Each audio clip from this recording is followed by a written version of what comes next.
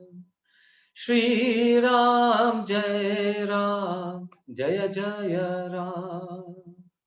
श्री राम जय जय राम। श्री राम जय जय राम। दशरथ नंदन राजा राम। दशरथ नंदन राजा राम। श्री राम जय जय राम। कौशल्या के प्यारे राम। कौशल्या के प्यारे राम। श्री राम जय जय राम। जानकी बल्लभ सीताराम। जानकी बल्लभ सीताराम। श्री राम जय जय राम। पतित पावन सीताराम। पतित पावन सीताराम। पतित पावन सीताराम। श्री राम जय जय राम। रघुपति राघव राजा राम। रघुपति राघव राजा राम। श्री राम जय जय राम। श्री राम जय जय राम। हरे कृष्ण कृष्ण कृष्ण हरे हरे। हरे राम राम राम हरे हरे। हरे कृष्ण कृष्ण कृष्ण हरे हरे। हरे राम राम राम हरे हरे। हरे कृष्ण कृष्ण कृष्ण हरे हरे। हरे राम राम राम हरे हरे। हरे कृष्ण कृष्ण कृष्ण हरे हरे। हरे राम राम राम हरे हरे। जय श्री राधा नील माधव की जय। जय जय श्री जगन्नाथ बलदेव सुभद्रा महारानी की जय। सीताराम लक्ष्मण भक्त हनुमान की जय। जय श्री प्रहलाद सिंह देव भगवान की जय। गौरीताई की जय।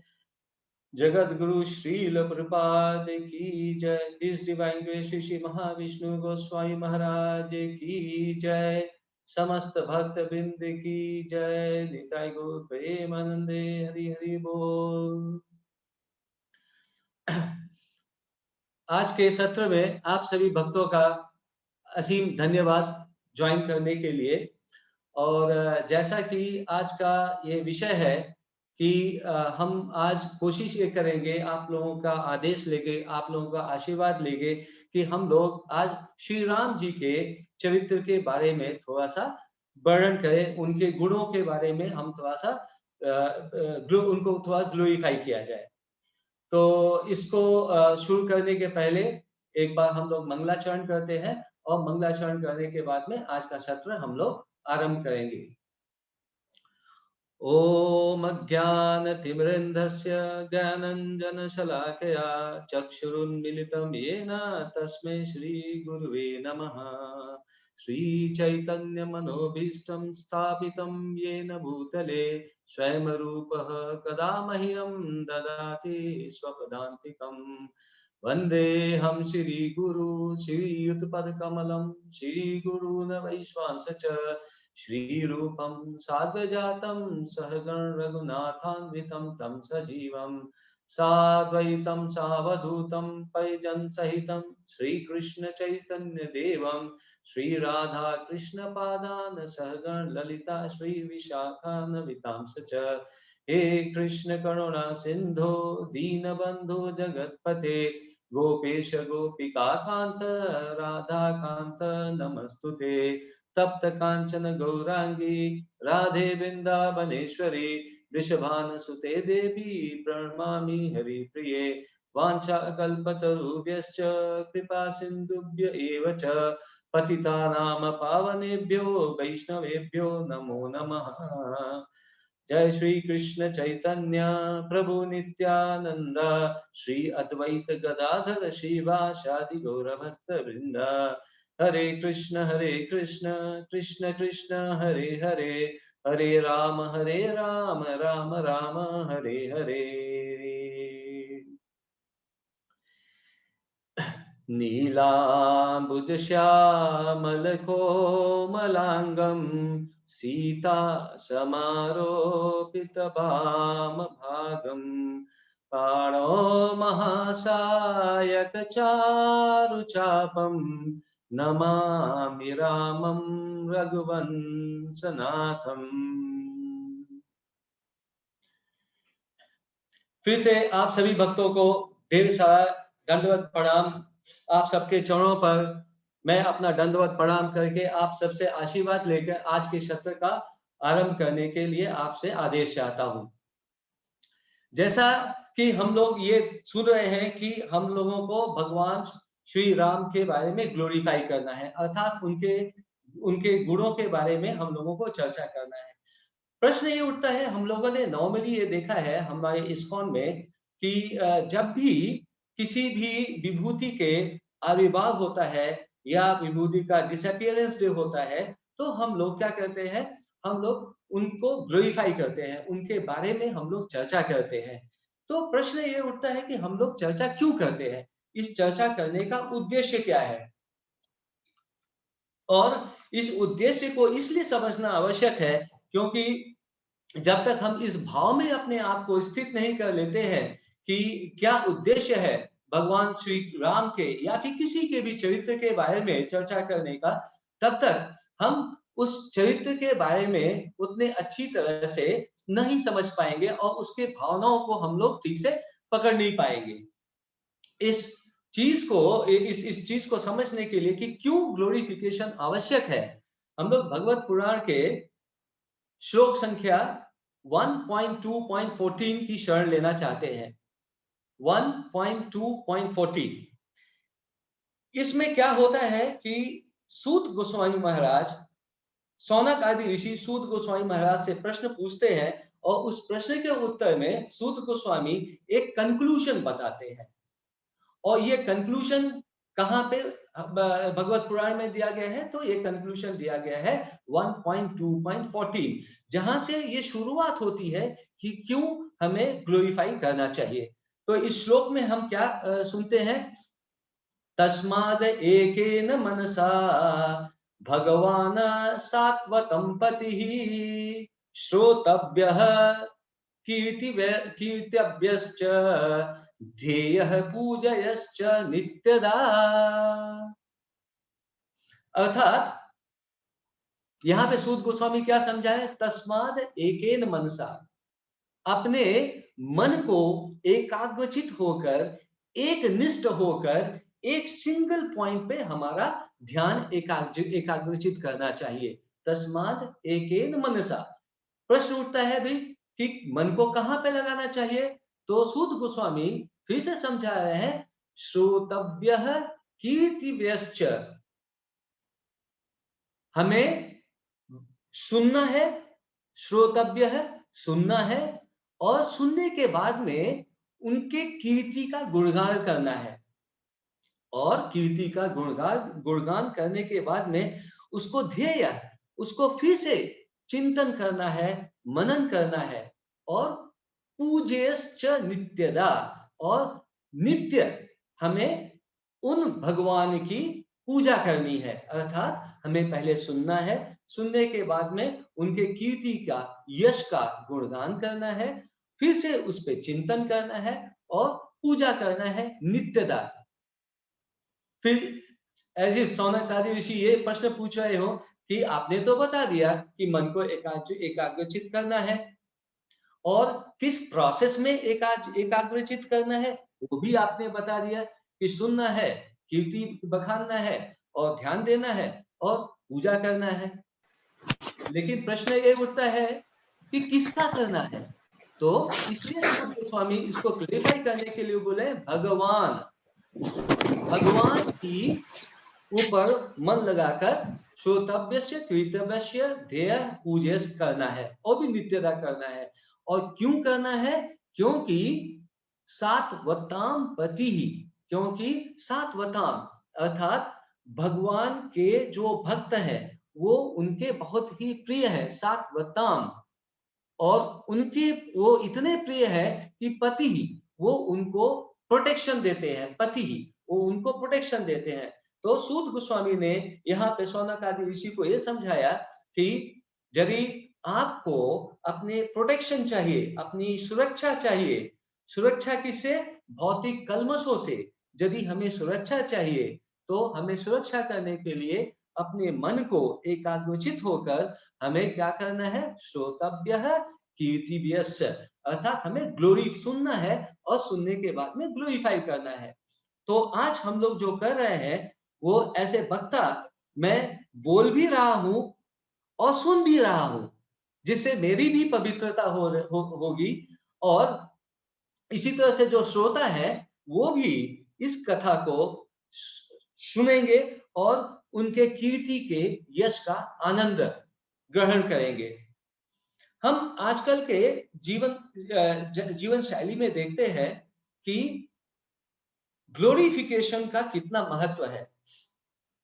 हम ये देखते हैं कि आजकल देखिए जितने भी पॉलिटिकल है या फिर सोशल है या फिर कोई भी प्लेटफॉर्म है, यदि कोई भी अपने प्रचार चाहता है तो वो क्या करता है? वो डिजिटल मीडिया का यूज करता है। और डिजिटल मीडिया में यूज करके वो बेसिकली करता क्या है? सिर्फ और सिर्फ अपना गुणगान करता है।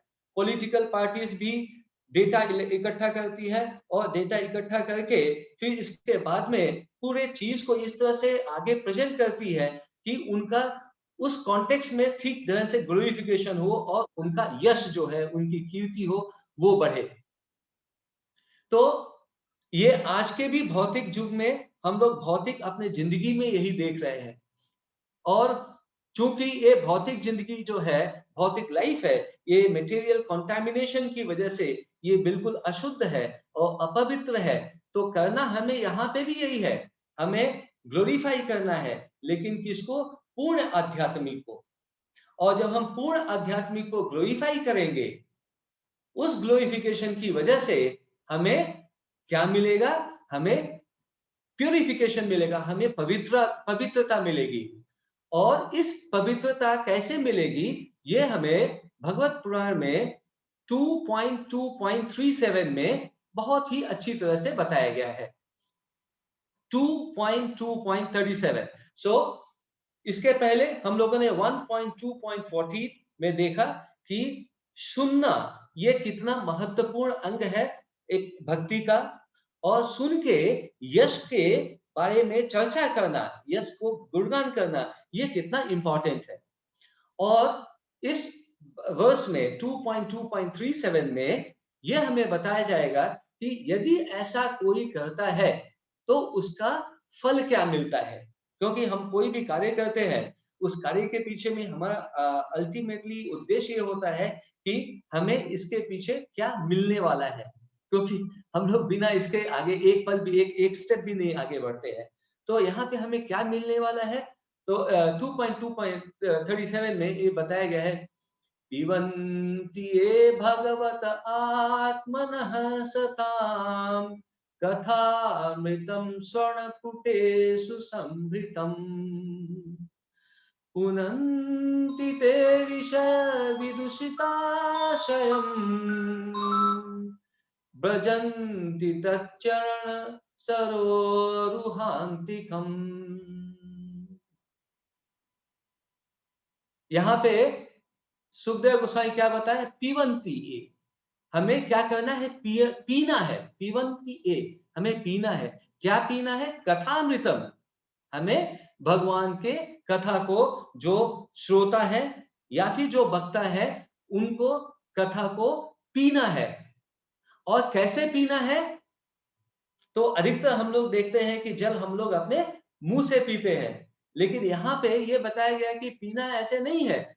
स्वर्ण पुटेसु, अपने कानों के छिद्रों से पीना है। अर्थात भगवान जो नाम भगवान है, जो भगवत पुराण भगवान है, जो शब्द रूप में भगवान है, उन भगवान के शब्दों को हमें पीना है अपने स्वर्ण पुटेसु से। और कैसे पीना है? समृताम, भर भर के पीना है। अर्थात ऐसा नहीं कि आज हमने पी लिया, बस आज का काम हो गया, अब तो हमें आगे नहीं पीना है, ऐसा नहीं चलेगा। हमें भर भर के पीना है। और उसके पीने से क्या होगा? पुनंति ते विषय विदुषिता शयम। पुनंति अर्थात हमें उसके पीने की वजह से क्या होगा? हमें प्यूरिफिकेशन मिलेगा, हमें पवित्रता मिलेगी। किससे पवित्रता मिलेगी? विषय अर्थात मटेरियल एंजॉयमेंट से। हम जो विषय भोग करने की इच्छा रखते हैं, उस विषय भोग के इच्छा से हमें मुक्ति मिलेगी। कैसे? हमें पवित्रता मिलके। और ये विषय भोग कैसे आते हैं? विदूषित आशयन, क्योंकि हमारी जो पोल्यूटेड, जो हमारी जिंदगी का जो उद्देश्य है, वो चूंकि पोल्यूटेड है, वो शुद्ध नहीं है, जिसकी वजह से हमारे विषय भी शुद्ध नहीं होते हैं। तो इसमें हमें शुद्धि मिलेगी। और पोल्यूटेड एम ऑफ लाइफ क्या है?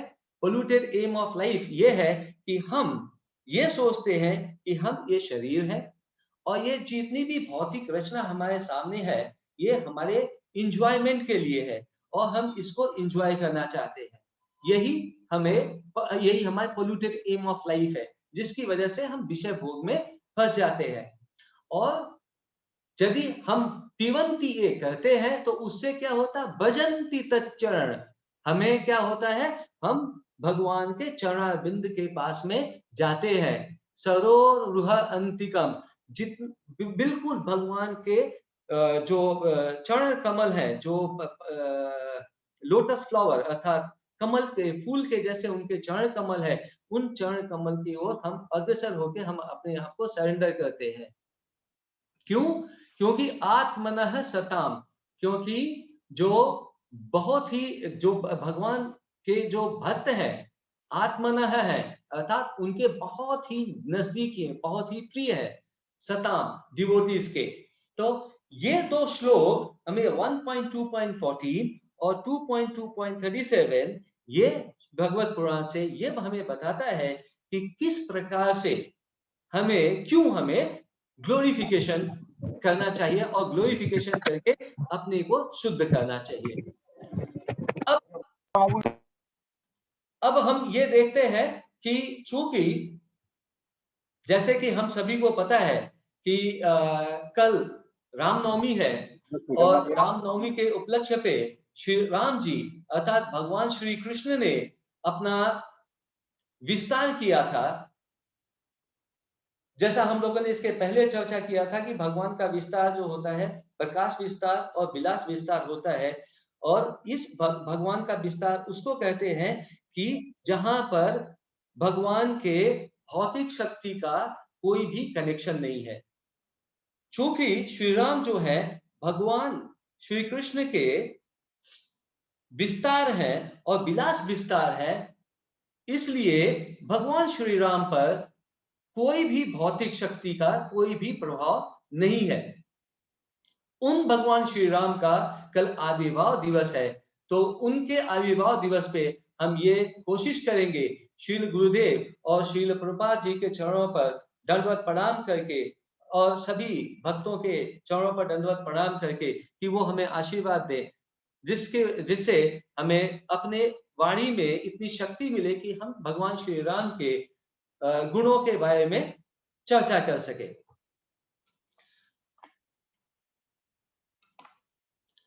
जैसा कि हमने देखा है कि श्रीमद् भगवत गीता जितने भी श्लोक लिखे गए हैं श्रीमद् भगवत गीता में, ये बेसिकली क्या है? ये बेसिकली क्वेश्चन और आंसर है। क्वेश्चन आंसर किसके बीच में है? तो पहले धृतराष्ट्र ने संजय से पूछा कि संजय बताओ कि क्या चल रहा है। संजय ने बोला कि अर्जुन ने कुछ प्रश्न पूछे भगवान श्री कृष्ण से और भगवान श्री कृष्ण ने उन प्रश्नों का उत्तर दिया। तो ये प्रश्न उत्तर की श्रृंखलावली को भगवान ने एक जो भगवान ने अपने भगवत उसे अक्षर शब्द में जो प्रकट किया, उसको हम भगवत गीता बोलते हैं। इसी तरह श्रीमद् भागवतम में यदि हम देखते हैं कि ये भी पूरा जो पुंज है वो प्रश्न और उत्तर का पुंज है। सुखदेव गोस्वामी महाराज से परीक्षित महाराज पूछ रहे हैं। नैमिषारण्य में जितने भी संत हैं वो सूत गोस्वामी से पूछ रहे हैं और सूत गोस्वामी से पूछ रहे हैं कि सुखदेव गोस्वामी और परीक्षित महाराज के बीच में प्रश्न उत्तर का जो चला था दौर, उसके बारे में आप बताइए। और सुखदेव गोस्वामी महाराज परीक्षित महाराज को भी यही बता रहे हैं कि मैत्रेय मुनि और विदुर जी महाराज के बीच में जो डिस्कशन हुआ था भगवान के यश, गुण, रूप, लीला, उन सबों को सुखदेव गोस्वामी ने परीक्षित महाराज को बताया। सो मैत्रेय मुनि, विदुर महाराज, उसी सुखदेव गोस्वामी, परीक्षित महाराज और सूत गोस्वामी, सौनक आदि ऋषि। और इसके बाद में यदि हम श्रीमद् भगवत पुराण को देखते हैं तो पूरा डिस्क्रिप्शन जो है प्रश्न और उत्तर के बीच में है। इसी तरह से रामायण भी जो है वो बालकांड से शुरू होता है और बालकांड से शुरू होता है जो वो भी डिस्कशन होता है नारद मुनि और वाल्मीकि के बीच में। तो नारद मुनि वाल्मीकि जी नारद मुनि से मिलते हैं और उसमें भगवान श्री राम जो है वो उन्होंने अवतार ले लिया है और वो अपना लीला कर रहे हैं। उसी स्टेज में वाल्मीकि नारद मुनि से मिलते हैं और वाल्मीकि जी नारद मुनि से पूछते हैं, जो कि प्रश्न जो है वो वाल्मीकि रामायण में वर्स नंबर 1.1.2, 1.1.3 और 1.1.4 में दिया गया है। आई रिपीट, वाल्मीकि रामायण 1.1.2, 3 और 4 में। तो वाल्मीकि नारद मुनि से क्या पूछते हैं? वाल्मीकि जी नारद मुनि से पूछते हैं तीनों श्लोकों में कि उनके दिमाग में 16 गुण हैं और नारद मुनि से पूछते हैं कि इन 16 गुणों के मालिक कौन है। इन 16 गुणों के इन 16 गुणों के who possesses actually all the 16 qualities।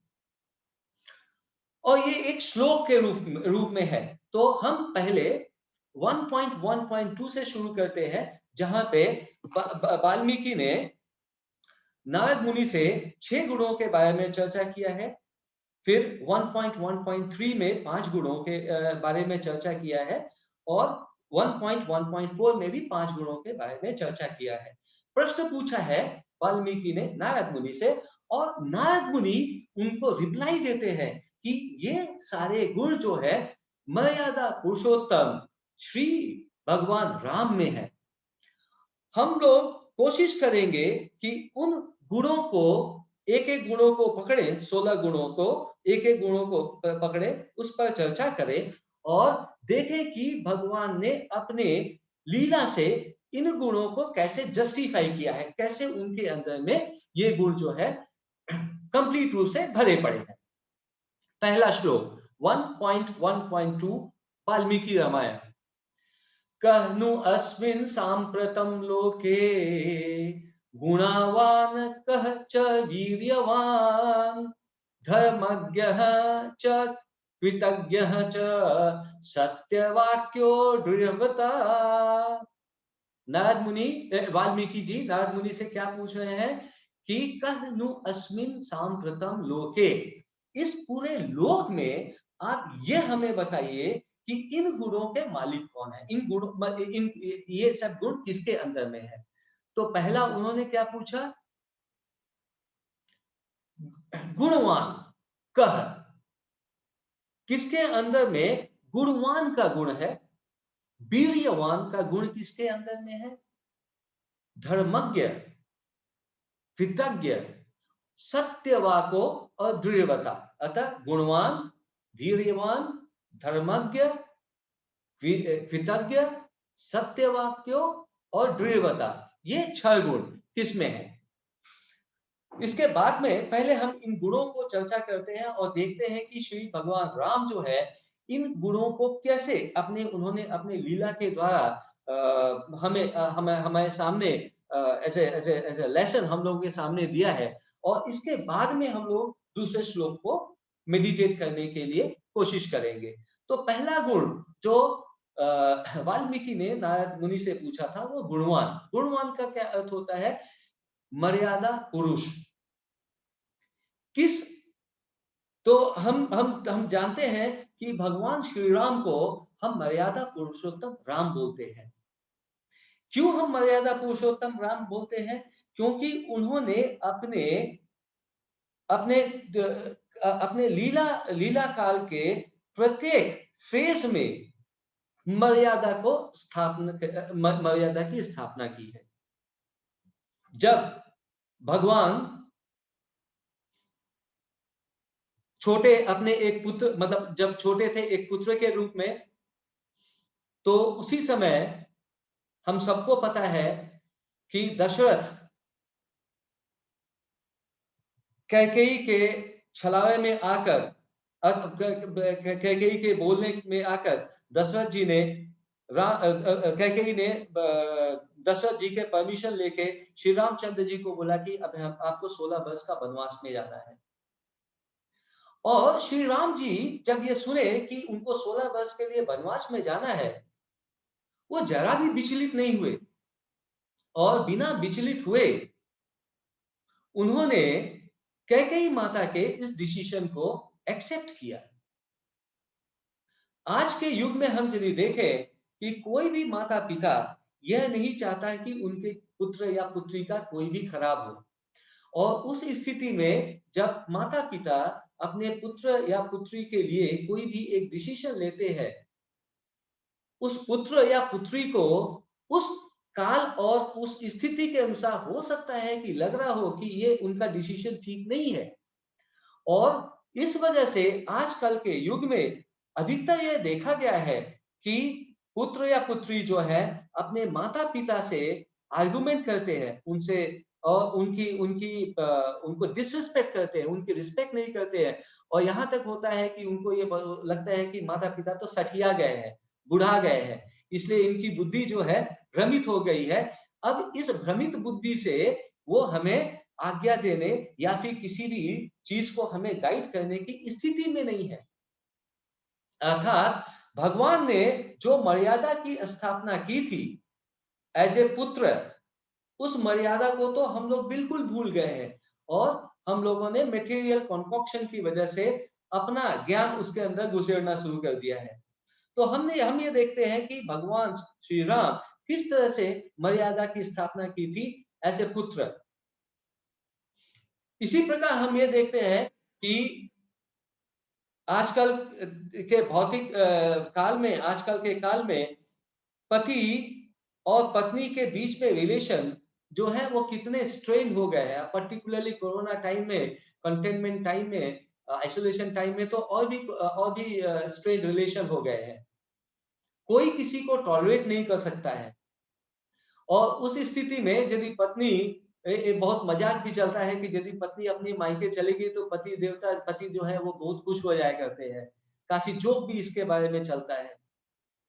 अर्थात पति जो है पत्नी से परेशान है, पत्नी जो है पति से परेशान है। लेकिन हम भगवान श्री राम के लीला में देखते हैं कि जब भगवान श्री राम अपने पत्नी के साथ में, सीता मैया के साथ में जब वन में जाते हैं और उसके बाद में जब सीता मैया का किडनैप हो जाता है, जब सीता मैया का अपहरण हो जाता है, इसके बाद में भगवान श्री राम अपनी पत्नी सीता माता के लिए कितना परेशान हो गए, व्याकुल हो गए। और व्याकुल होकर वो इधर-उधर भटकने लगे, पेड़ों से पूछना, जानवर से पूछना कि सीता कहाँ है, सीता कहाँ है। उनको ये आनंद नहीं आया जैसे कि हम लोग को आज के लाइफ में देखते हैं कि पत्नी अपने मायके गई और पति आराम से खुश हो गए।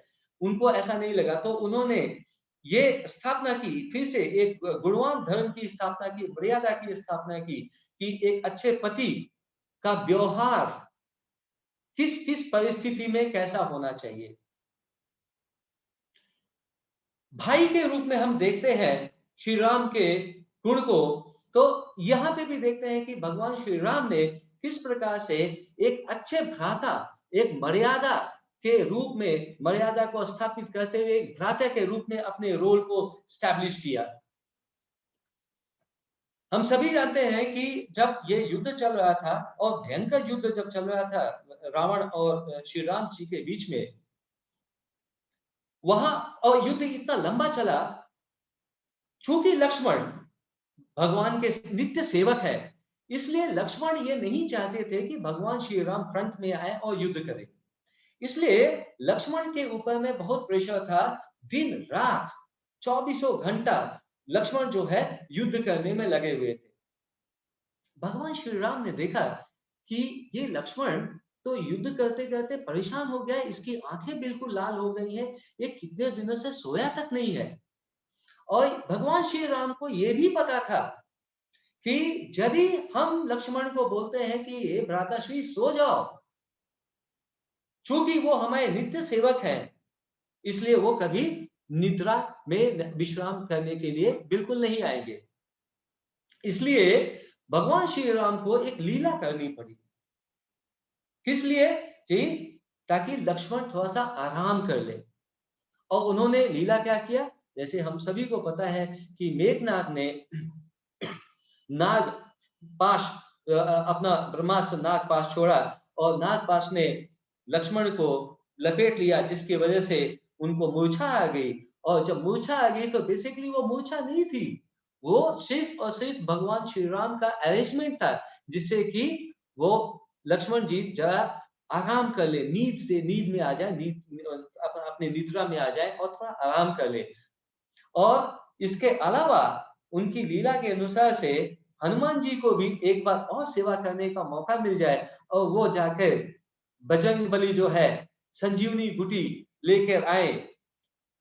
और जब वो संजीवनी बूटी लेके आए और अयोध्या के ऊपर से जब हनुमान जी गुजरे, तो भगवान अपने भक्तों के प्रति कितनी कितनी उनका प्रेम है कि भगवान कभी भी नहीं चाहते थे कि हनुमान जी को भी जरा सा भी घमंड हो, और उनके घमंड को तोड़ने के लिए ही उन्होंने ये भी हनुमान जी को भी इस लीला में जोड़ लिया।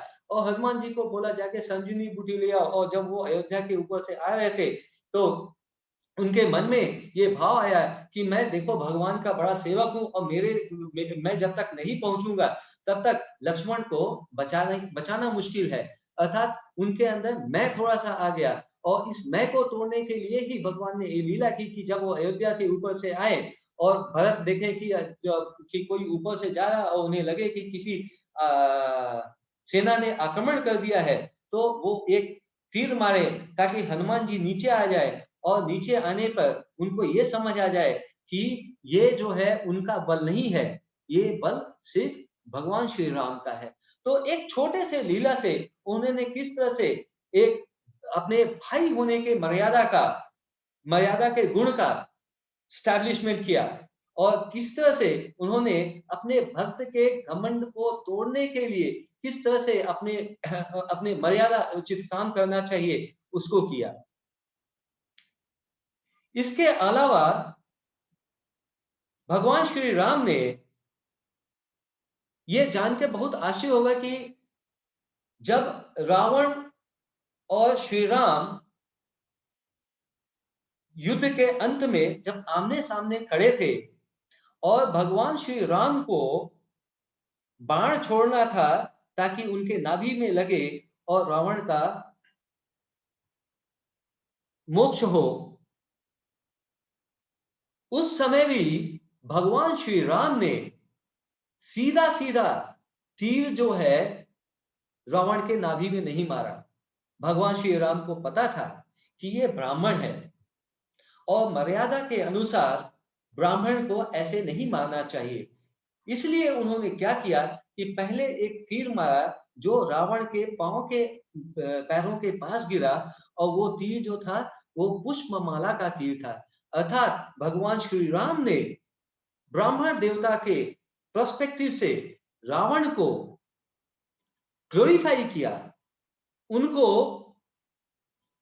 माला अर्पण किया और माला अर्पण करके परमिशन लिया, मतलब बोल के परमिशन नहीं लिया, लेकिन परमिशन लिया, मानसिक परमिशन लिया कि आप ब्राह्मण हैं, आपको मैं दंडवत प्रणाम करता हूं, आपको मैं पुष्प अर्पित कर रहा हूं, लेकिन चूंकि एक लीला का अंश है और इसलिए हमें आपको मोक्ष देना है, इसलिए हमें आपको मारना आवश्यक है। और यह मानसिक परमिशन लेके भगवान श्री राम ने रावण के नाभि पर प्रहार किया, जिससे रावण का देह अंत हुआ। और जैसे ही रावण के नाभि में वो तीर लगा, उनके रक्त जब निकलना शुरू हुआ, तो ऐसा प्रतीत हो रहा था कि रावण का जितना भी दम, क्रोध, अहंकार, मद, मोह, लोभ, माया, ये सब भगवान के उस बाण के, भगवान के उस प्रेम की वजह से वो बाहर निकल रहा है। और जैसे ही वो बाहर निकल रहा है, वैसे ही रावण शुद्ध हो जा रहे हैं और क्वालिफाई हो जा रहे हैं ताकि उनको मोक्ष मिले। तो इस तरह से हम देखते हैं कि भगवान श्री राम ने अपने बाल्य अवस्था से शुरू करके अपने युद्ध अवस्था तक और इसके बाद में अयोध्या में भी आने के बाद में किस तरह से उन्होंने हर अपने लीला से गुणवान अर्थात मर्यादा की स्थापना की। और इस गुण से हमें ये भगवान से प्रार्थना करते हैं कि ये गुण जो है भगवान के, ये जगह से हमें भी समझ आए और इस समझ से हम अपने अंदर भी इन गुणों को धारण करें ताकि हम भी अपने को शुद्ध कर सके। दूसरे गुण के बारे में जो चर्चा चल रही थी वो क्या था? वीर्यवान, अर्थात वीरता। इस इस चीज को स्टैब्लिश करने के लिए, इस चीज को सत्यापन स्थापित करने के लिए हम लोग एक भगवान श्री राम के लीला को पकड़ते हैं। भगवान श्री राम जब अपने बाल्यावस्था में थे, तो उस समय अयोध्या नगरी के आसपास में जो वन कानन थे, वहां पर सब ऋषि मुनिगण तपस्या करते थे। उसी ऋषिगण में से विश्वामित्र मुनि भी थे। लेकिन हुआ ऐसा कि जहां पे तपस्या स्थली थी, वहां पर बहुत सारे असुर थे और उन असुरों का मेन मकसद क्या था कि किसी भी तरह से यज्ञ में डिस्टरबेंस क्रिएट करना, व्यवधान, यज्ञ में व्यवधान डालना। तो विश्वामित्र मुनि जो है अपने प्रोटेक्शन के लिए जब सोचा, और उन्होंने सोचा कि अब तो भगवान श्री राम आ गए, उनको तो पता था ये भगवान है, तो उन्हीं के पास में चलते हैं और ले आते हैं और यहाँ पे जितने भी असुर हैं उनका कल्याण कराते हैं भगवान श्री राम से। तो ये सोच के विश्वामित्र मुनि जो है राजा दशरथ के पास में पहुंचे। राजा दशरथ 60,000 वर्ष तक तपस्या करने के बाद में उन्हें भगवान श्री राम के रूप में पुत्र मिला था। तो आप सोचिए कि जिसको 60,000 वर्ष तपस्या करने के बाद में पुत्र रत्न प्राप्त हो, वो भी भगवान श्री राम के रूप में, तो वो कैसे अपने को विश्वास दिलाए कि ये बालक कैसे जाकर वीरता दिखाएगा और वीरता दिखाकर इन सारे असुरों का संहार करेगा। तो राजा दशरथ तो बहुत ही डरे थे। वो विश्वामित्र चूंकि वो मुनि थे, इसलिए उनको हाँ भी नहीं कर पा रहे थे पुत्र मोह की वजह से, और ना भी नहीं कर पा रहे थे क्योंकि विश्वामित्र मुनि थे, गुरु थे, उनकी आज्ञा को टालना ऐसे तो संभव नहीं था। यह विश्वामित्र को पता चला और जब विश्वामित्र को समझ आ गया, तो उन्होंने राजा दशरथ के दुविधा को खत्म करने के लिए उन्हें एक सजेशन दिया, उन्हें एक सुझाव दिया और उनको बोला कि एक काम करते हैं, वशिष्ठ मुनि जो है आपके राजगुरु हैं। चूंकि वो राजगुरु हैं तो एक काम करिए, आप वशिष्ठ मुनि को बुलाइए और उनसे पूछिए कि ये क्या उचित नहीं होगा कि राम जो है मेरे साथ में वन में जाए और मेरी रक्षा हेतु असुरों का संहार करे। इसमें एक ट्रिक था। ट्रिक ये था कि विश्वामित्र मुनि और वशिष्ठ जी कभी भी एक अलाइनमेंट नहीं था, उनके विचारों का अलाइनमेंट कभी भी नहीं था। तो विश्वामित्र यदि कुछ बोलते थे तो वशिष्ठ जी उसका ठीक उल्टा ही बोलते थे। तो विश्वामित्र ने वशिष्ठ का नाम लेके दशरथ जी को ये कंफर्म कर दिया कि चलिए अब तो वशिष्ठ जी भी बोल देंगे कि नहीं जाना है, तो हमें एक मौका मिल जाएगा और हम विश्वामित्र जी के साथ में राम को नहीं भेजेंगे तब। लेकिन जब वशिष्ठ जी आए और वशिष्ठ से भी ये पूछा गया कि दशरथ जी ने पूछा कि हम क्या राम को विश्वामित्र जी के साथ में भेज दें। ऑल्दो विश्वामित्र और वशिष्ठ दोनों के बीच में किसी भी पॉइंट पे भेद मतभेद किसी सारे पॉइंट्स पे मतभेद था, लेकिन इस पर्टिकुलर पॉइंट पे दोनों में कोई भी मतभेद नहीं था, क्योंकि विश्वामित्र भी जानते थे, वशिष्ठ भी जानते थे कि भगवान श्री राम भगवान है, उनमें वीरता असीम असीम मात्रा में उनके अंदर वीरता है और वो इस बालक स्थिति में होते हुए भी उन असुरों का संहार कर सकते हैं। तो जब वाल्मीकि जी वशिष्ठ जी और विश्वामित्र जी दोनों ने जब ये बोला तो दशरथ जी के मन में थोड़ा सांत्वना हुआ और उन्होंने विश्वामित्र के साथ में श्री राम जी को भेजा। और जब राम जी वन में गए तो वहां पे जाते ही वहां पे उन्होंने अपना कार्य शुरू कर दिया। पहले उन्होंने ततक असुर को मारा। ततक असुर को मारने के बाद में कर और दूषण हाँ दूषण, कर और दूषण, ये दो और महाबली असुर थे वहां पर। तो पहले दूषण ने देखा कि राम जो है वो तक को मार दिए हैं, ततक को मार दिए हैं, तो उन्होंने 14 बड़े बड़े राक्षसों को भेजा ताकि वो श्री राम जी को वो क्षति पहुंचा सके। लेकिन 14 राक्षस जब आए ततक दूषण के, तो उनकी भी वही स्थिति हुई जो ततक की हुई थी। इसके बाद में जब देखे कि ततक भी गए, 14 असुर भी गए, राक्षस भी गए, तो फिर कर जो कि दूषण के भाई थे, उन्होंने कर ने अपने 14,000 बहुत ही बलशाली सेना को भेजा श्री राम जी की क्षति पहुंचाने के लिए। परंतु क्या हुआ? श्री राम जी ने उनको भी जय श्री राम कर दिया। तो ये चीज भगवान की लीला से हमें यह समझ आता है कि भगवान, जैसे भगवान श्री कृष्ण जब 2 दिन के थे तभी से उन्होंने अपना कार्य शुरू कर दिया था, सबको मोक्ष देना शुरू कर दिया था।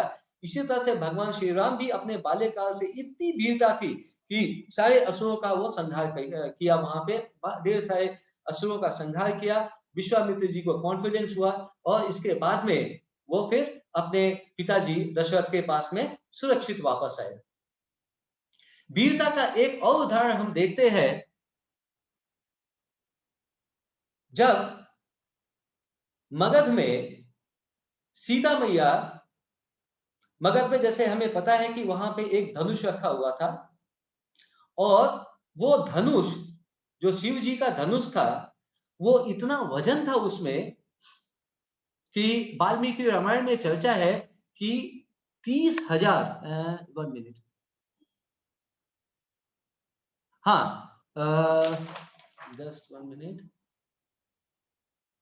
हाँ वाल्मीकि रामायण में चर्चा है कि 8,000 योद्धा, वीर योद्धा उस धनुष को उठाते थे ताकि उसका क्लीनिंग विलीनिंग हो, और धनुष को उठा के एक जगह से दूसरे स्थान पर नहीं लेके जाते थे, उठाया, सफाई वफाई हुआ और धनुष को फिर से वहीं पे रख दिया गया।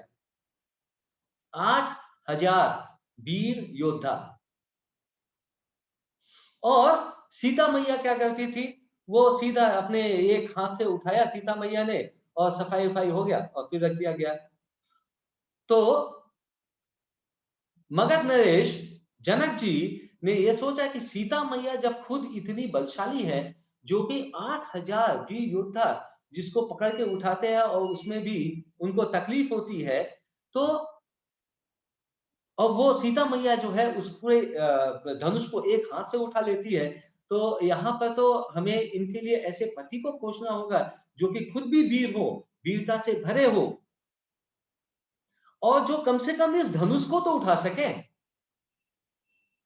और जब ऐसा ही स्वयंवर में सोचा जा रहा था, उस समय भगवान श्री राम लक्ष्मण जी के साथ में और वशिष्ठ के साथ में वहां पे पहुंचे, और उन्होंने उनके सामने भी जब ये प्रपोजल रखा गया, तो उन्होंने हंसते-हंसते एक अपनी उंगली से उस धनुष को उठाया, और जैसे ही धनुष को उठाए, धनुष जो है टूट गया, और इसके बाद में सारी कथा हम सबको पता है। तो ये चीज हमें फिर से भगवान की ये लीला हमें ये इंडिकेट करती है, हमें ये समझाती है कि किस तरह से भगवान के अंदर, भगवान श्री राम के अंदर में और उनके लीला के अनुसार से हम समझते हैं कि वीरता जो है वो असीम मात्रा में वीरता जो है भरी पड़ी थी। अब तीसरे गुण का जो यहाँ पे चर्चा हो रहा था वो है धर्मज्ञ, अर्थात जो किस तरह से भगवान श्री राम ने धर्म के स्थापना हेतु या धर्म के जो जो स्टिपुलेटेड रूल्स है, उस रूल के अनुसार से चलते हुए किस तरह से भगवान श्री राम ने अपने लीला को किया। तो अभी तक जैसे हमने चर्चा किया कि मर्यादा पुरुषोत्तम जो गुणवान के गुण में कि भगवान श्री राम ने पुत्र धर्म की कितनी अच्छी तरह से रक्षा की। इसी तरह से भगवान श्री राम ने एक पत्नी व्रत की किस तरह से उन्होंने स्थापना किया, और यही नहीं, उन्होंने राजधर्म की भी स्थापना अपने अपने अपने लीला से किस तरह से स्थापना की। इसका भी हम लोग एक एग्जांपल देखते हैं कि जब सीता मैया, श्री राम, लक्ष्मण और बानर सेना जब अयोध्या वापस आए युद्ध के बाद में, और किसी राज्य में किसी ने, एक छोटे से धोबी ने जब बोल दिया कि सीता मैया पवित्र है या नहीं है, जबकि इतने दिनों तक वो वहां पे रावण के कैप्चर में थी, तो उन्होंने भगवान श्री राम ने राजधर्म की स्थापना करते हुए सीता मैया को जंगल में छोड़ दिया। ये होता है राजधर्म, और एक सेकंड के लिए भी नहीं सोचा कि ये हम इसको काउंटरैक्ट करें और ये प्रूव करें कि नहीं, ऐसा कोई बात नहीं है। अर्थात हम ये देखते हैं कि भगवान श्री राम ने किस तरह से राजधर्म की स्थापना की। इसी तरह से हमें अपने धर्म की भी, श्री राम जी के इस लीला से हमें ये प्रेरणा मिलती है कि हम भी अपने धर्म को समझें, और अपने धर्म को समझते हुए धर्म के द्वारा बताए हुए रास्ते पर अपने को हम लोग चलाने की कोशिश करें। और हमारा इस कलयुग में धर्म क्या है? हमारा इस कलयुग में सिर्फ एक ही धर्म है कि भगवान के रूप, गुण, लीला को सुनना, सुनने के बाद में अपने को पवित्र करना, गुरु के द्वारा बताए हुए रास्ते पर चलना, और वैष्णव का एसोसिएशन करना, वैष्णव संग करना, ताकि हमें वो प्योरिटी मिले, और जब हमें वो प्योरिटी मिले तो हम अपने को भगवान के चरण बिंद पर सरेंडर कर सके। अब इसके बाद में जिस गुण की चर्चा हो रही है वो है कृतज्ञ। कृतज्ञ अर्थात जिसको हम बोलते हैं ग्रेटिट्यूड। इसके बारे में भी हम एक कथा लेते हैं कि भगवान सीता मैया का किडनैप हो गया है। सीता मैया रावण के कैप्चर में है श्रीलंका में। भगवान राम अपने बानर सेना के साथ में उनकी सहायता से खोज रहे हैं और जटायु के हेल्प से उन्हें ये भी पता चल गया है कि सीता मैया जो है रावण के कैप्चर में है, रावण ने उन्हें किडनैप किया है, अपहरण किया है। तो सभी लोग वहां पे रामेश्वरम के वहां पर पहुंच गए, इंडियन ओशन के नॉर्थ साइड में। और हनुमान जी को यह ड्यूटी दिया गया कि हनुमान जी जाएं लंका में और वहां पर जाकर ये कंफर्म करे कि सीता मैया वहीं पर है और उनको उनको कोई क्षति नहीं पहुंची है। हनुमान जी आज्ञा का पालन करते हुए अपने वानर सेना के साथ में उड़े और वानर सेना के साथ में इंडियन ओशन के किनारे पर पहुंचे। सबने उनको याद दिलाया कि आप बहुत बलशाली हैं और आपका कार्य ही यही है कि श्री राम भगवान का सेवा करना, और अभी आपको कार्य मिला है कि आप जाइए और सीता मैया को पता करिए और आप इस कार्य को करने में सक्षम हैं। हनुमान जी को अपनी खोई हुई स्मरण वापस आ गया और उनको अब ये डिसाइड किया कि अब वो लंका जाते हैं। हनुमान जी लंका गए। लंका जाकर उन्होंने सीता मैया को अशोक वाटिका में देखा। उसके बाद में सीता मैया के को भी भगवान श्री राम के बारे में बताए और बताने के बाद में मैया से परमिशन लेके फल फूल खाया और थोड़ा सा उधम मचाए और उधम मचाकर वापस फिर श्री राम जी के पास आए। जब श्री राम जी के पास आए तो उन्होंने हनुमान जी ने बोला कि सीता मैया को हमने देखा है, वो सुरक्षित है, अशोक वाटिका में है, रावण के कैप्चर में है।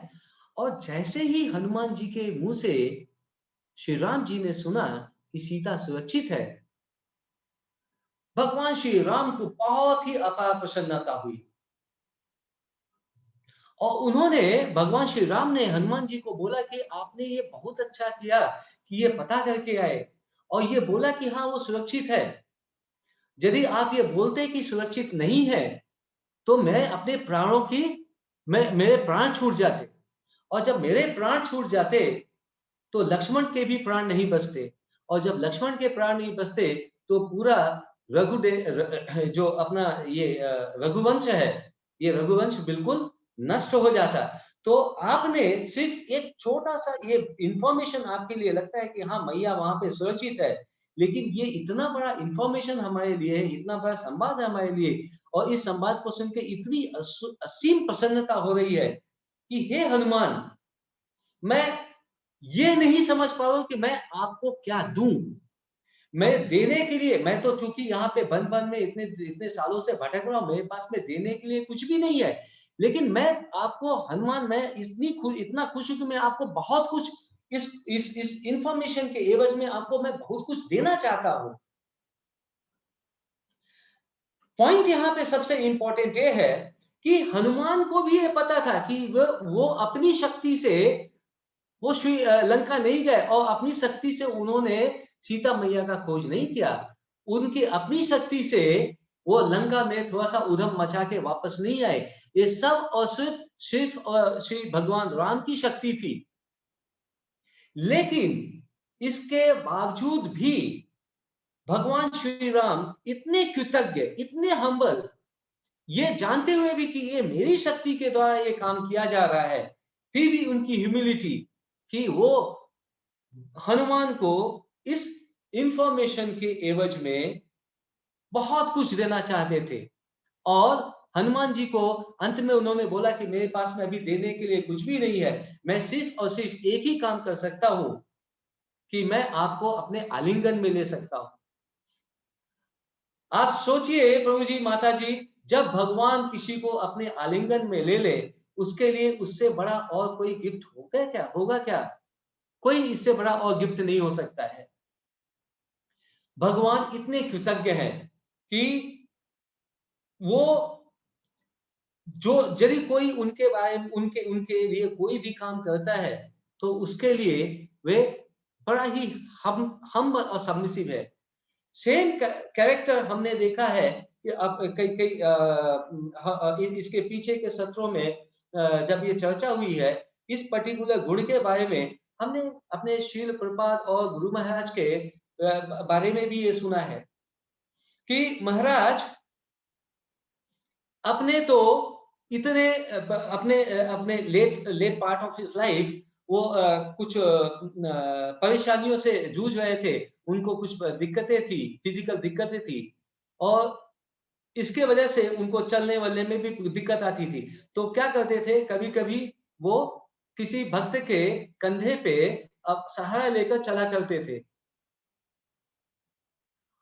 और जब अपने गंतव्य स्थान पर महाराज पहुंचे तो सबसे पहला काम ये करते थे कि जिस भक्त के कंधे पर उन्होंने सहारा लिया उसको धन्यवाद बोलते थे और ये भी बोलते थे कि I am extremely sorry to bother you and thank you very much for helping me. ये होता है कृतज्ञता, ये गुण होते हैं कृतज्ञता के गुण। और चूंकि महाराज प्योर है, शील प्रभुपाद प्योर है, इसीलिए भगवान के ये गुण उनके अंदर में है, वो भगवान के इन गुणों को एक एग्जिबिट कर सकते हैं हम लोग के सामने। इसलिए हम प्रार्थना करते हैं भगवान श्री राम से कि वो हमें भी पवित्र करे। हम वैष्णवजन से प्रार्थना करते हैं कि वो अपना हमें संग दे और हमें भी पवित्र करे, ताकि हम पवित्र होकर भगवान के शरण में जाएं और भगवान के अंदर जो गुण है वो गुण अपने भी धारण करें और धारण करके अपने हम लोग जीवन को कृतार्थ करें।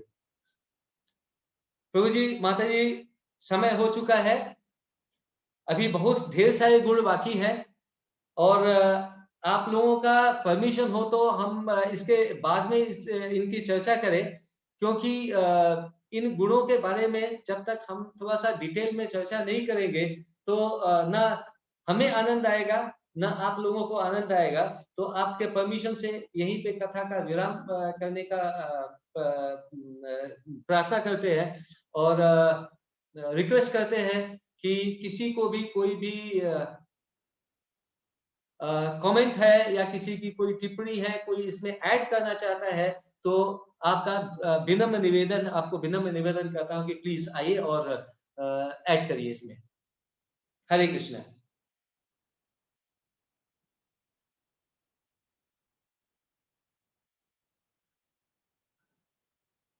हरि बोल।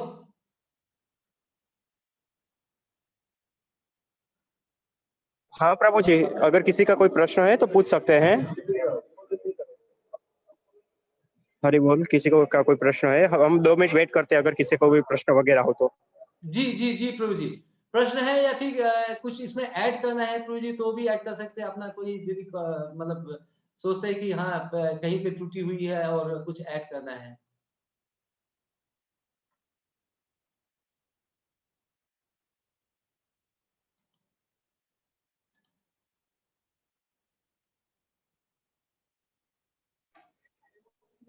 हरे कृष्ण। सर्वेश्वर प्रभु जी, आप कुछ कमेंट करना चाहते हो ये पूरा प्रभु जी, भगवान मैं राम कब के से विषय वेट कर पे? रहा हूँ सर्वेश्वर प्रभु जी का, बस प्रभु जी, सर्वेश्वर प्रभु जी कब से वेट कर रहा हूँ। प्रभु जी आप आइए सामने, हरे कृष्णा। प्रस्तुत दंडवत होइए और जरा सा अपने विचार प्रकट करिए। फिर इसके बाद में अपने श्याम वैष्णव सुंदर सेवा प्रभु, प्रभु है वो भी आएंगे। श्याम सुंदर प्रभु आपने सही कार्य ली। सर्वेश्वर प्रभु आते हैं ना, हमको कैसा लगता है कि महाराज जी के भागवतम के प्रतिनिधि हमारे सामने आए। ये आशीर्वाद करो, उनके दर्शन भी हमको उनका वो हाजिर रहते ना, भले दर्शन नहीं देते, हाजिर भी रहते तो अच्छा लगता है। बोलने के बाद तो क्या बोलते, सोने पे क्या बोलते, सोने पे सुहागा। सुहागा। हाँ, वैसा हो रहा है। तो प्लीज सर्वेश्वर प्रभु, प्लीज। हरे कृष्ण। प्रभु जी, आपकी महानता है और हम आपको दंडवत प्रणाम करते हैं। गुरु महाराज की कृपा है। प्रभु जी ने इतना सुंदर भगवान राम की चर्चा की। अब उसमें भगवान की कथा है, भगवान के नाम का गुणगान है, उसमें कोई त्रुटि का तो प्रश्न ही नहीं उठता है। और भगवान की किसी भी गुण को जब हम लेते हैं, उसका वर्णन करते हैं, उसका श्रवण करते हैं, तो वह अपने में दिव्य प्रभाव हमारे मस्तिष्क पर, हमारे हृदय पर डालता है। भगवान के तमाम सारे गुणों को आपने बताया और महाराज जी का उदाहरण देकर के आपने जो अंत में भगवान की कृतज्ञता के गुण को प्रकट किया। वास्तव में हम लोगों को ये सब अपने जीवन में उतारने की आवश्यकता है, उसको सीखने की आवश्यकता है कि हमारे प्रति कोई थोड़ा भी कुछ करे तो हम उसके लिए कितना आभारी हमको रहना चाहिए, कितना कृतज्ञ रहना चाहिए। और हमारे जीवन में हम ये देखते हैं कि जब से हम जन्म लेते हैं और जब से बड़े होते हैं तो हमारा जीवन पूर्ण रूपेण कृतज्ञता पर ही आधारित है। जहाँ पर हम जन्म लेते हैं, जब हमारा पालन पोषण होता है, बड़े होते हैं, पढ़ते हैं, लिखते हैं, तो माता पिता से लेकर के गांव देश के बंधुओं से लेकर के गुरु तक लेकर के, फिर उसके बाद हमारे जो गुरुजन हैं, भाई हैं, साधु संघ हैं, इन सब का कितना हमारे जीवन पे उपकार है, उसके लिए हमको कितना कृतज्ञ होना है, इसके लिए हम सोच भी नहीं सकते हैं। लेकिन सोचना एक अलग बात है, विचार करना एक अलग बात है, लेकिन उसको वास्तव में अपने जीवन में उतारना, उसका अनुसरण करना और उसको हृदय से मानना कि हम कृतज्ञ हैं, ये चीज बहुत आवश्यक है।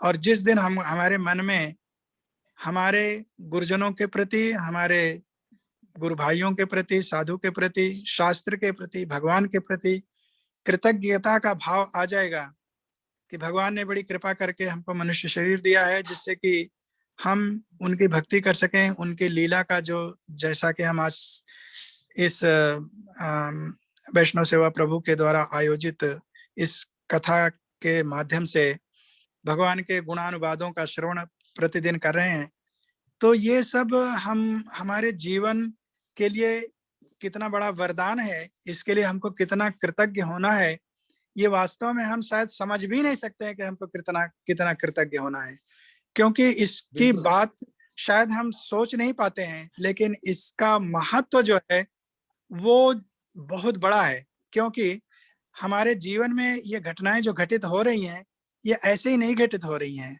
वास्तव में इसमें हमारे गुरुजनों के बहुत बड़ी कृपा है, भगवान की बहुत बड़ी कृपा है, जिसके कारण कि हम साधु संग प्राप्त कर रहे हैं, भगवान की लीला का श्रवण कर रहे हैं।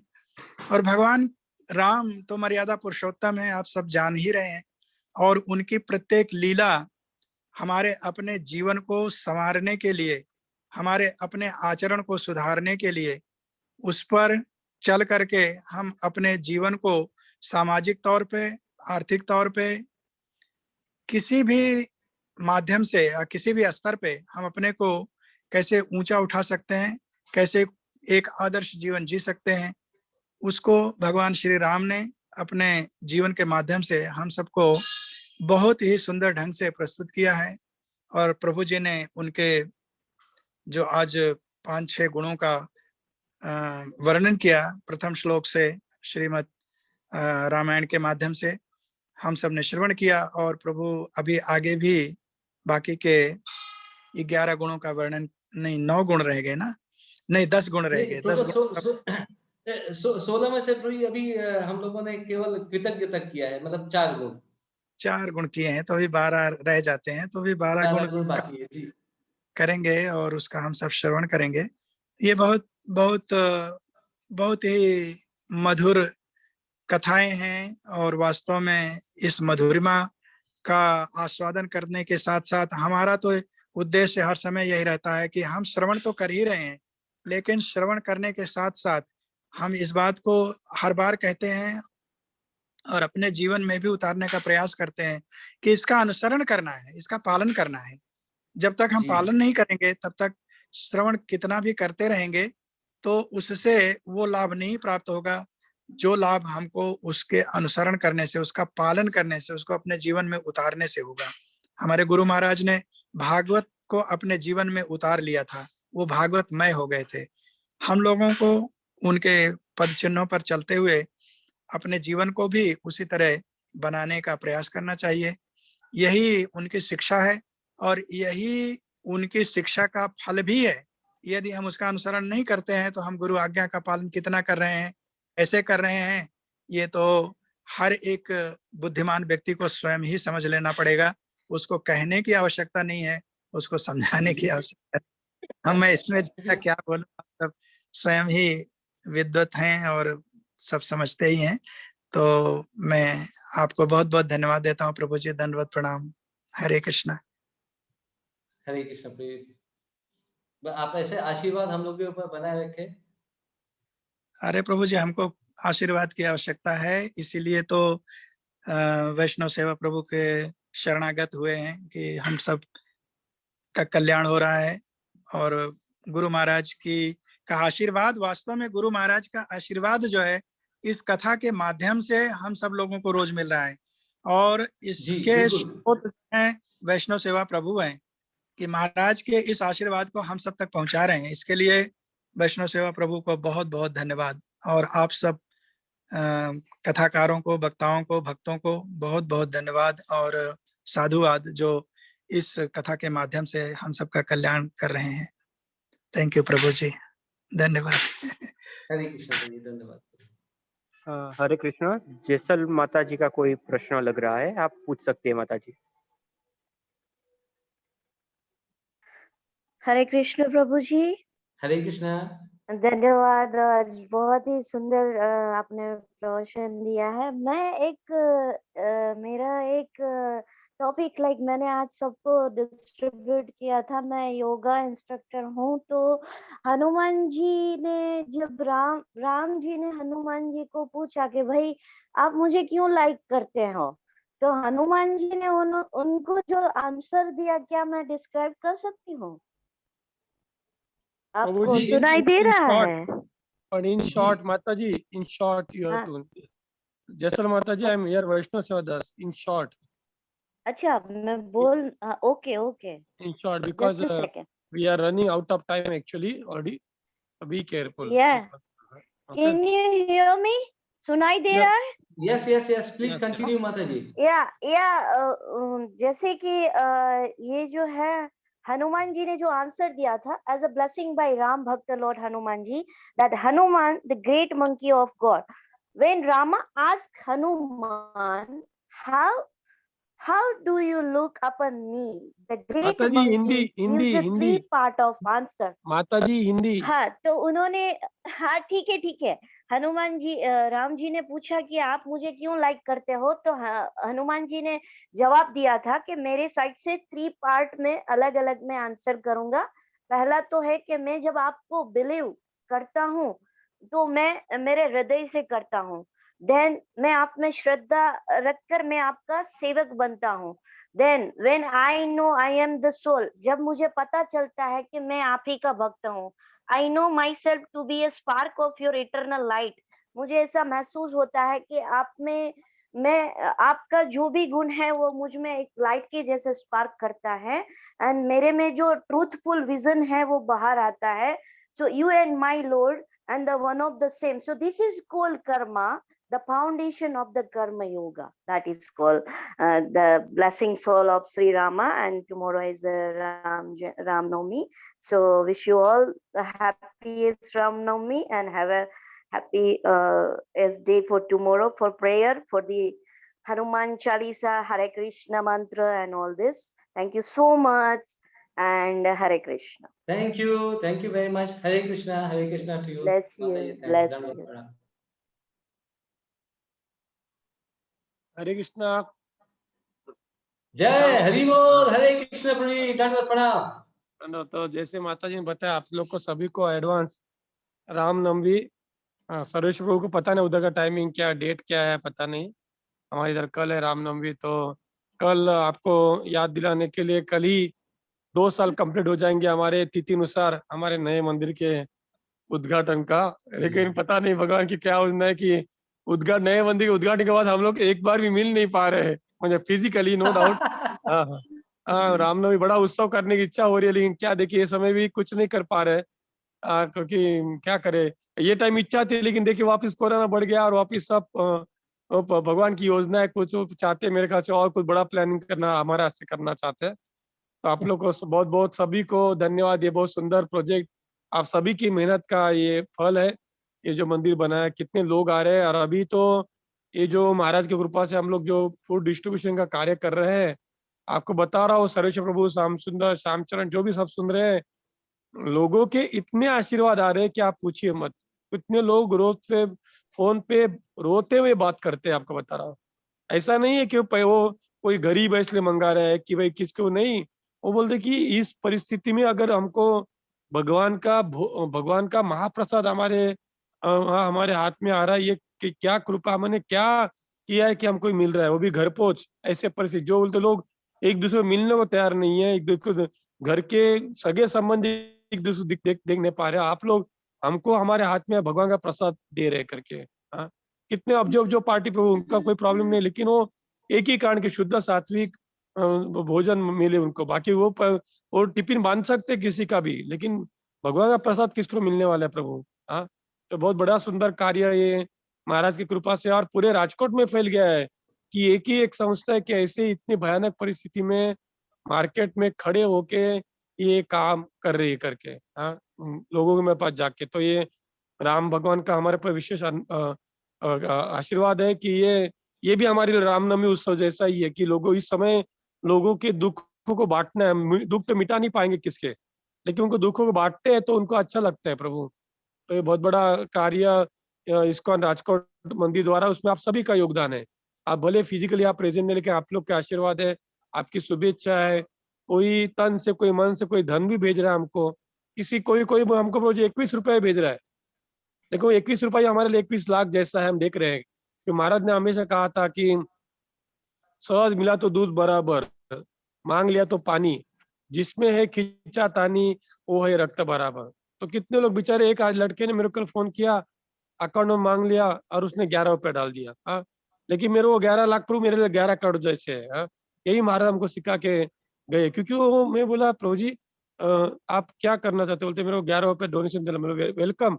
अब बोलते आप जो कार्य कर रहे हैं, बोलते हम कैसे शब्दों में वर्णन करें प्रभु। तो ये देखिए सभी अपने जैसे सरस्वती प्रभु ने कहा कि सभी श्रेय महाविष्णु महाराज जी को जाता है कि उन्होंने हमारे सब में ये हिम्मत भरी है कि कठिन समय में हमको हमको और माइंड में स्ट्रांग हो के हमको भी हिम्मत देनी है, दूसरे को हिम्मत के लिए तैयार रखना है, करना है। तो बहुत बड़ा कार्य है। और दूसरा देखिए कि ये भी मैंने ऐसे सहज चालू किया अपना ऑनलाइन प्लेटफॉर्म, तब ये कुछ प्री प्लान नहीं था इतना कुछ, नहीं नहीं करके देखिए ऑनलाइन प्लेटफॉर्म कितना आकार सुंदर ले रहा है। हाँ, और बहुत बढ़िया सभी प्रवचन की सभी की धार अच्छी है, लोग सुनने में भी ज्वाइंट हो रहे हैं धीरे धीरे धीरे धीरे। हाँ, तो बहुत सुंदर। आप लोग का सबका जो वक्ता हो उनको भी मैं शुभेच्छा देता हूँ और धन्यवाद भी देता हूँ। और कुछ लोग मैं देख रहा हूँ कि रेगुलर सुनने वाले में से है, रेगुलर सुनते हैं। शायद वो हमारे इसमें पार्टिसिपेट नहीं करते हैं, लेकिन वो रोज सुनने वाले में से कुछ लोग, उनको भी मैं धन्यवाद देता हूँ कि इसी तरह बने रहे। यही यही इस समय अगर हमारे दुखों को निवारण करना है अथवा दुखों का शमन करना है, तो यही एक एक सबसे बड़ी रीत है जो हमारे लिए कारगर है। हाँ, रामबाण उपाय। तो बहुत सारे बहुत बहुत धन्यवाद सभी को, और सबको राम जन्मनवमी की शुभेच्छा। राम भगवान को सबको आशीर्वाद प्राप्त है, महाराज जी के सबका आशीर्वाद प्राप्त है, प्रभुपाद के आशीर्वाद प्राप्त हो, यही आप सभी से विनंती। मिलेंगे वापिस प्रभु जी। धन्यवाद। हरे कृष्णा। थैंक यू प्रभु जी। श्यामचंद्र प्रभु। प्रभु जी, प्रभु हरे हरे। कृष्णा प्रभु जी। हाँ हाँ यस प्रभु जी, बोलिए आप प्रभु जी। नहीं, मैं कुछ नहीं कह रहा था, बस ये कह रहा था कि आप सर्वेश्वर प्रभु प्रभु जी, से, आप कुछ बोल रहे थे मैं आप ये बोलिए कह रहा सर। था वैष्णव सेवा प्रभु जो इस समय प्रसादम डिस्ट्रीब्यूशन का प्रोग्राम कर रहे हैं, वास्तव में यही रामनवमी का सबसे वास्तविक उस त्योहार को मनाने का स्वरूप है। और धन्यवाद आप प्रभु जी। निश्चित रूप से सबसे बड़ा रामनवमी का त्योहार मना रहे हैं, क्योंकि आप भगवान की इस कृपा को लोगों तक पहुंचा रहे हैं। निश्चित रूप से भगवान राम इससे ज्यादा और किसी माध्यम से प्रसन्न नहीं हो सकते हैं। यही सबसे बड़ी प्रसन्नता का कारण उनका है। और गुरु महाराज कितने प्रसन्न हैं ये तो आप सब देख ही रहे हैं, उनकी कृपा बरस ही रही चारों तरफ से। बहुत बहुत धन्यवाद प्रभु। बहुत धन्यवाद प्रभु जी। यस श्याम सुंदर प्रभु। प्रभु जी, आप सच में जो कार्य कर रहे हैं प्रभु जी, जैसे सर्वेश्वर प्रभु जी बोल रहे हैं ना कि मैंने आपको इसके पहले बोला था कि मेरे को जलन होती है प्रभु जी, आई फील जेलस कि वहाँ पे मैं आपके साथ में फिजिकली कुछ सेवा नहीं कर पाऊँ। लेकिन सीरियसली भगवान से प्रार्थना करते हैं कि आपको, गुरु महाराज से प्रार्थना करते हैं कि आपको अपने कार्य में इसी तरह से ही स्ट्रेंथ दे और आप भी सुरक्षित रहिए और जो आप इस कठिन परिस्थिति में भयमुक्त होके काम कर रहे हैं प्रभु जी, ये ना जैसे कि हम लोग को पता है कि जो महाराज को सरेंडर्ड है, जो राधा नील माधव को सरेंडर्ड है, जो जिससे भय खुद भयभीत होता है, तो वो Yes. गुण हमारे अंदर भी आते हैं। इसकी वजह से Yes. हम भी भय मुक्त हो जाते हैं और Yes. इसी भय मुक्त स्थिति से प्रभु जी आप जिस तरह से सेवा कर रहे हैं, इस भयावह स्थिति में प्रभु जी आपको सच में साधुवाद, बहुत-बहुत साधुवाद, बहुत-बहुत दंडवत प्रणाम। भगवान आपको गुरु महाराज आपको इसी तरह से शक्ति दें और अपने पूरे टीम के साथ में प्रभु जी आप लोगों की सेवा कर सकें प्रभु जी। यस प्रभु जी, मैं आपको बताना भूल गया, आज आज मेरे को स्वामी नारायण के एक संतों का फोन आया और आप लोग सब सुन रहे हैं। कोई अपनी बड़प्पन नहीं है, लेकिन वो उन्होंने मेरे को कहा कि प्रभु जी कि क्या कारण है कि आप लोग को ये चीज करने में डर डर नहीं लग रहा है करके वो बोलने लगे। मैं बोला इनका ये सभी चीजों का श्रेय हमारे गुरु महाराज को जाता है करके, क्योंकि जी, हमने देखा है कि कितने बड़े बड़े प्रसंग में हमारे गुरु महाराज एकदम धीर से लेके हिम्मत से लेके सभी प्रसंग का उन्होंने, और साथ में भक्ति भी रखी। नहीं तो कुछ लोग क्या करते प्रसंग का सामना करते लेकिन भक्ति नहीं करते, तो उन्होंने भक्ति भी की और प्रसंग का सामना किया। वही गुण थोड़े बहुत, ज्यादा नहीं है कुछ भी, को थोड़ा बहुत 0.1% हमारे में आए और सभी हमारे गुरु भाई इसमें जुड़ने का प्रयत्न है। दूसरा श्याम सुंदर प्रभु, देखिए भले आप लोग यहाँ पे फिजिकली नहीं है, लेकिन आप सभी का, जितने लोग सुन रहे हैं, जो लोग नहीं सुन रहे, लेकिन सभी के शब्द, हमारे शब्द सभी के पास जाते हैं, लेकिन लोग क्योंकि हमारे सब गुरु भाई आपस में चर्चा करते हैं, सभी का हम अनुभव करते हैं कि आपकी सभी की प्रार्थना है हमारे पीछे, आपका सबका नैतिक बल हमारे पीछे लगा हुआ है। इसी यही शक्ति हमको हमको ये सब दौड़ने में कार्यरत कर रही है प्रभु जी। तो इसी तरह हम एक दूसरे को प्रार्थना करेंगे और बस दूसरा क्या है जीवन में, अगर गुरु महाराज के लिए हम कुछ कर पाए, गुरु महाराज की सेवा में कुछ योगदान दे पाए, तो हमारा थोड़ा बहुत जीवन सफल है। हाँ, तो जीवन में बाकी दूसरा क्या हम देख रहे, देखिए प्रभु जी, अब्जोपति करोड़पति हमारे बाजू, प्रभु श्याम सुंदर प्रभु आपका जो कंपनी है वो भावी के कंपनी से टाइप है, आपको पता है ना? हाँ जी, जी, जी प्रभु हाँ, जी। तो जो ज्योति इंजीनियरिंग उनका कोई मेन मेन मालिक का कोई उसका, उसकी कोई बोल रहा था फादर का बीवी, पता नहीं, भाविक बोल रहा, भाविक कौन गुजर गया? भाविक भाविक भाविक कौन गुजर गया तेरा? ज्योति इंजीनियरिंग का कौन गुजर गया? ज्योति इंजीनियरिंग, हाँ, कौन कौन कौन गुजर गया? मालिक की मम्मी गुजर गई प्रभु। ओह! मालिक की मम्मी, आप विचार कर कितने अब्जोपति पार्टी है, कुछ नहीं कर पा रहे, पैसा, धन, दौलत, जायदाद, कोई कुछ भी काम में नहीं आ रहा है प्रभु। हाँ, तो क्यों हम थोड़ा बहुत लोगों को हिम्मत देने का कार्य, क्या बड़ा, ये बड़ा कार्य नहीं, लेकिन लोग, ये मैं देख रहा हूँ लोगों की हिम्मत प्रभु हमारा देख के बाकी सभी संस्था धीरे धीरे भी आगे आगे आने लगी है। सभी संस्था, तो कोई नहीं था आगे, उनकी उनकी निंदा नहीं करे तो किसको तो पहल करनी पड़ती है प्रभु। सभी लोग अभी जी, धीरे धीरे अपने अपने तरफ से आगे आ रहे। बहुत सारे अभी लोगों ने फ्री प्रसादम का चालू किया है, ऐसा हम अकेले नहीं है, लेकिन प्रथम वो श्रेय राधा निमाधव ने हमको दिया राजकोट में, और हमारा देख के, हमारा उत्साह देख के, हमारा धीरज देख के, हमारी हिम्मत देख के थोड़े ग्रुप आगे आगे आ रहे हैं प्रभु जी इसमें, क्योंकि वो किसी को तो स्टैंड करना ही पड़ेगा कि सभी लोग घर में रहेंगे तो कैसा होगा वो, क्योंकि बहुत भयानक परिस्थिति है। तो सभी को रामनवमी की वापिस सुबह, अभी भाई राम ने भगवान राम का भी उदाहरण ले लीजिए। हाँ, और किसका उदाहरण चाहिए? कितने धीरज के साथ वो वन में चले गए। हाँ, एकदम और परिस्थिति उनके, एक दिन में राजा बनने थे, एक दिन में जंगल में जाना पड़ा उनको। जी। हाँ, तो उनका जीवन ही हमको बता रहे कि कोई भी परिस्थिति में हमको सामना करना है, तो हम ये सामना कर रहे हैं। हाँ, और सबका आपका इसमें योगदान है फौजी। तो सभी को वापिस रामनवमी की शुभेच्छाएं। वापिस कल मिलेंगे। कल मेरे ख्याल से श्यामचंद्र प्रभु का प्रवचन है, मेरे याद नहीं मेरे को किसका है, लेकिन शायद नहीं हाँ, इनका स्वयं श्याम शायद चरण स्वयं प्रभु नहीं, श्यामचंद्र प्रभु। ओके, श्यामचंद्र प्रभु। ओके, तो महाराज जी का समाधि का दर्शन कर लीजिए सब लोग। रोज भाविक दर्शन जरूर देना महाराज जी का। और सब लोग प्रार्थना करें, सभी जीवों के लिए प्रार्थना करें कि हम किस तरह इस समस्या का सामना करें और भगवान की भक्ति में भी दृढ़ निश्चय रहे। देखिए आज का महाराज जी का कोट है जी, पल्स ऑफ विजडम में, उसने महाराज ने 3:23-42 श्लोक डाला हुआ है। हाँ, तो उसमें लिखा है तीसरा स्कंद 23 वह अध्याय श्लोक संख्या 42 उसमें लिखते हैं प्रभुपाद अनुवाद में कि जो भगवान को शरणागत है उसके लिए कौन सी चीज प्राप्त नहीं हो सकती, सब कुछ प्राप्त कर सकते हैं प्रभु।